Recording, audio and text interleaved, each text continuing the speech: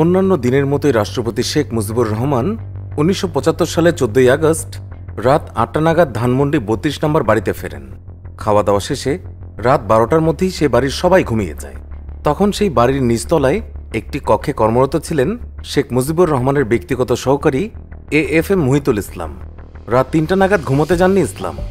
২০১০ সালে BBC বাংলার সঙ্গে এক সাক্ষাৎকারে মিস্টার ইসলাম বলেন, বঙ্গবন্ধু আমাকে ডেকে বললেন শেরনিয়াবাদ সাহেবের বাসায় আক্রমণ করেছে। তারপরে বঙ্গবন্ধু উপর থেকে নিচে নেমে এলেন, গেঞ্জি গায়ে লুঙ্গি পরা। তখন উনি আমাকে বললেন যে দে আমার কাছে দে। আমার কাছ থেকে তিনি রিসিভারটা নিলেন, নিয়ে বললেন যে হ্যালো, আমি প্রেসিডেন্ট শেখ মুজিব বলছি। উনি এই কথা বলার সঙ্গে সঙ্গেই বৃষ্টির মতো গুলি আসা শুরু হলো। উনি গাড়ি বারান্দায় এসে দাঁড়িয়ে বললেন যে পুলিশ, সেন্ট্রি, আর্মি, এত গুলি চলছে, তোমরা কি করো? আমিও ওনার পিছু এসে দাঁড়ালাম। উনি এই কথা বলেই উপরে চলে গেলেন। শেখ মুজিবুর রহমানের ছেলে শেখ কামালকে যখন বাড়ির নিচতলায় গুলি করে হত্যা করা হয়, তখন ঘটনা সম্পর্কে ধারণা পাওয়া যাচ্ছিল, বলছিলেন মুহিতুল ইসলাম। ধানমন্ডি সেই বাড়িতে সশস্ত্র হত্যাকারীরা প্রথমে হত্যা করে শেখ কামালকে। গোলাগুলির আওয়াজ শোনার পর ঘটনা সম্পর্কে জানতে নিচতলায় নেমে আসেন শেখ কামাল। ৫-৬ জন আর্মি, কেউ কালো পোশাকধারী, কেউ খাকি পোশাকধারী, ওনার সামনে এসে বলল হ্যান্ডস আপ। কামাল ভাই বললেন, আমি প্রেসিডেন্ট শেখ মুজিবুর রহমানের ছেলে শেখ কামাল। সঙ্গে সঙ্গে ব্রাশ ফায়ার, গুলিতে বুক ঝাঁঝরা হয়ে মুখ থুবড়ে মাটিতে লুটিয়ে পড়েন শেখ কামাল। রাষ্ট্রপতি শেখ মুজিবুর রহমানের বাড়িতে যখন আক্রমণ হয়, তখন কোনো ধরনের প্রতিরোধ ছাড়াই হত্যাকারীরা পুরো বাড়ির নিয়ন্ত্রণ নিয়েছিল।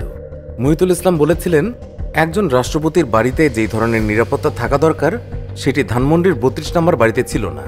তাছাড়া রাষ্ট্রপতির বাড়িতে আক্রমণের পরেও কোনো তরফ থেকেই কোনো ধরনের সহায়তা আসেনি। শেখ কামালকে হত্যার পর হত্যাকারীরা বেপরোয়া গুলি চালিয়ে বাড়ির উপরের দিকে যাচ্ছিল। উপরে উঠেই শুরু হয় নির্বিচার হত্যাকাণ্ড। চারিদিকে তখন গুলির শব্দ। এরপরে বঙ্গবন্ধুর একটা কণ্ঠ শুনলাম। তিনি বললেন, তোরা আমাকে কোথায় নিয়ে যেতে চাস? এরপরেই ব্রাশ ফায়ার। বঙ্গবন্ধুর কণ্ঠ আমরা শুনতে পাইনি। সেই রাতের ঘটনা এইভাবেই বর্ণনা করেছিলেন মুহিতুল ইসলাম। মিস্টার ইসলামের বর্ণনা মতে, ধানমন্ডির সেই বাড়িতে সর্বশেষ হত্যা করা হয় শেখ মুজিবুর রহমানের ছোট ছেলে শেখ রাসেলকে। তখন তার বয়স মাত্র ১০ বছর। এই হত্যাকাণ্ড হয়েছিল মুহিতুল ইসলামের সামনে। রাসেল দৌড়ে এসে আমাকে জাপটে ধরে, আমাকে বলে, ভাইয়া আমাকে মারবে না তো? ওর সেই কণ্ঠ শুনে আমার চোখ ফেটে পানি এসেছিল। এক ঘাতক এসে আমাকে রাইফেলের বাট দিয়ে ভীষণ মারল। আমাকে মারতে দেখে রাসেল আমাকে ছেড়ে দিল। ও কান্নাকাটি করছিল যে আমি মায়ের কাছে যাব, আমি মায়ের কাছে যাব। এক ঘাতক এসে সঙ্গে সঙ্গে ওকে বলল, চল তোকে মায়ের কাছে দিয়ে আসি। বিশ্বাস করতে পারেনি যে ঘাতকরা এত নির্মমভাবে ছোট্ট সেই শিশুটাকেও এইভাবে হত্যা করবে। রাসেলকে ভিতরে নিয়ে গেল এবং তারপর ব্রাশ ফায়ার। রাষ্ট্রপতি শেখ মুজিবুর রহমানের পরিবারের সব সদস্যকে হত্যার পর ঘাতকরা একে অপরকে বলছিল, অল আর ফিনিশড, সব শেষ। সেই সময় ঢাকা সেনানিবাসে লেফটেন্যান্ট কর্নেল হিসেবে কর্মরত ছিলেন আমিন মোহাম্মদ চৌধুরী। ১৯৭৫ সালের ১৫ই আগস্ট ভোর ৫টার দিকে হত্যাকাণ্ডের সঙ্গে জড়িত একজন সেনা কর্মকর্তা মেজর রশিদের নেতৃত্বে একদল সেনা তার বাড়ি ঘিরে ফেলে। আমিন আহমেদ চৌধুরী তখনও জানতেন না যে রাষ্ট্রপতি শেখ মুজিবুর রহমানের পরিবারকে সপরিবারে হত্যা করা হয়েছে। মেজর রশিদের নেতৃত্বে সৈন্যরা আমিন আহমেদ চৌধুরী এবং তৎকালীন কর্নেল শাফায়েত জামিলকে নিয়ে যায় মেজর জেনারেল জিয়াউর রহমানের বাড়িতে। জেনারেল জিয়া তখন সেনাবাহিনীর উপপ্রধান। জেনারেল জিয়াউর রহমানের বাড়িতে ঢোকার সময় রেডিওর মাধ্যমে আমিন আহমেদ চৌধুরী জানতে পারেন যে রাষ্ট্রপতি শেখ মুজিবুর রহমানকে হত্যা করা হয়েছে। জেনারেল জিয়া একদিকে শেভ করেছেন, একদিকে শেভ করেননি। স্লিপিং স্যুটে দৌড়ে এলেন। শাফায়েতকে জিজ্ঞাসা করলেন, শাফায়েত কি হয়েছে? শাফায়েত বললেন, রেডিওতে অ্যানাউন্সমেন্ট শুনছি যে প্রেসিডেন্ট মারা গেছে। তখন জেনারেল জিয়া বললেন, so what, we have nothing to do with politics.